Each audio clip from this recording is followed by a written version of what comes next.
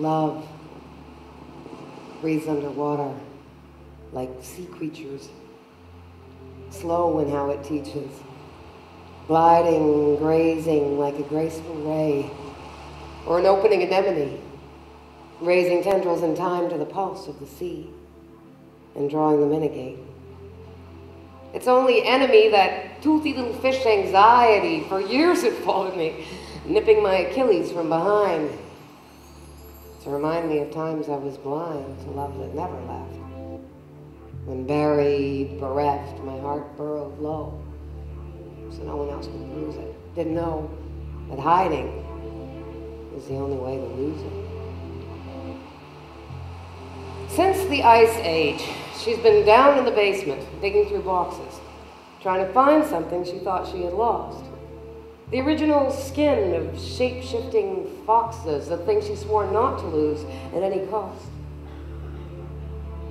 She'd come to believe she was not a real person, maybe a creature someone put a curse on, assuming human form, to learn a lesson while she's here. A shapeshifter, a drifter, more at home, roaming open fields alone, than tethered to another, and living under cover in a room no matter how warm. She'd come to miss the furred perk of her alert ears, the magic broomstick of her tail, her padded paws turning circles thrice before she sleeps. But whatever original skin she was born with is hidden away somewhere in a box. So no human lover would ever discover she's not actually a girl, but a fox. One who walks and talks like a regular girl, but if she falls in love, it's the end of the world for her. The permanent transfer from one life form to another. If love ever uncovered her original skin, well, she might never fit back into it again, slip into it and slink out the door. She might never be the same as she was before. And then she met you. She wasn't afraid. They didn't feel like a choice she had made at first, more like a kind of emotion. Or expulsion from the secret garden of her discontent. You must have been heaven sent. She prayed for answers from the sky, but looked to earth for her reply. The nodding God of yes, who was so welcome in your eye. Your heart beat a happy tattoo when she opened the door, and yes, it was true, nothing was the same as it had been before you. Like shiny scales of goldfish, you opened eyes on her skin, and they wept out oceans lying within, but old loves fled away to make room for a new one. Didn't think she had it left in her to even pursue one, and recent questions as to whether she was even human.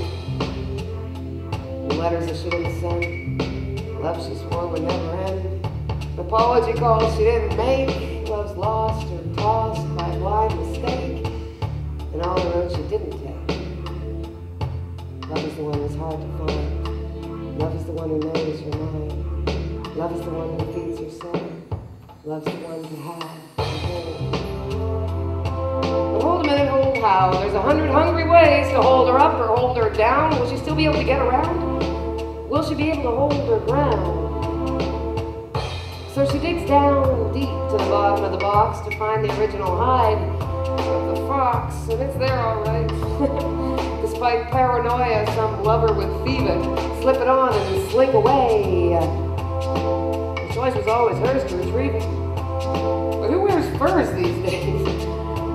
Perhaps her fears had fallen out of fashion. Perhaps there were more human ways of nourishing a passion. But look, there beneath the box, at the bottom of the box, a book about biology. And being a student of life, she took hold of it in her own hands. She let it unfold in hopes it would offer a lesson to teach.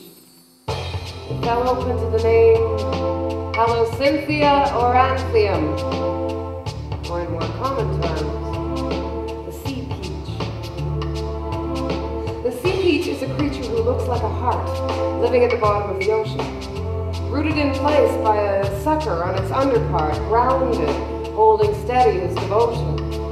Its evolution has chosen this sort of lifestyle. Halocynthia auranthium in luminous hues of a peach chrysanthemum by sublime chance or divine artistry, with two branching siphons raised overhead, like the aorta and the pulmonary artery, one to take things in, one to give things out. The sea peach teaches what the heart is about. Through its two siphons, the sea peach feeds, breathes, and breathes, taking in food and oxygen, inspiration, exhaling tiny tadpoles to the tide, to reroute themselves elsewhere in some other place.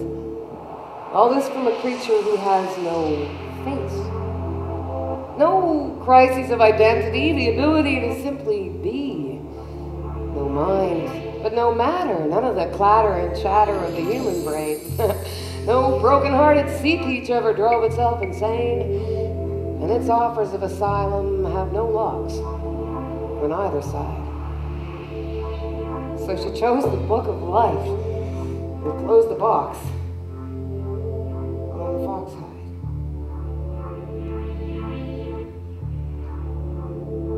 Phylum Chordata. The sea peach is a chordate, just like me, and the marine iguana, and the great horned toad, and the chimpanzee, which means we all have spinal structures, just like you, and the giant squid, the gerbil, and the caribou.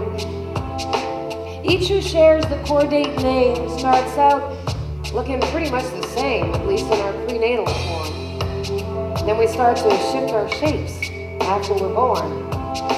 From guinea hens to wide-mouthed bass, we all begin as tadpoles, with something like a head and something like a tail. Headstrong and wriggling, just like the rest of us. Prairie chickens, Gila monsters, Arctic perch, and hippopotamus. Cheetahs, horses, salamanders, goats and stoats, and geese and ganders, and the sea peach too, to name but a few. We all start out from heads and tails. But it's here in evolution that the sea peach derails. It doesn't grow a spine, and it doesn't grow a face. It only grows a sucker to ground itself in place. Like a heart who hears the murmur of its purpose here on Earth. It finds a spot of ocean floor and settles toward rebirth. She studies the sea peach a very long time, until it seems she'd almost become one. Well, not in the sense of losing her spine, but the sense of trusting herself. First comes a voice, then comes a choice. Well, maybe it comes from within, and it ripples without, and quietly it tells you what your life is about, in murmured whispers thumping somewhere in your chest. Or it comes from without, and it touches within, and it opens up a million tiny eyes on your skin. And you can see clearly now.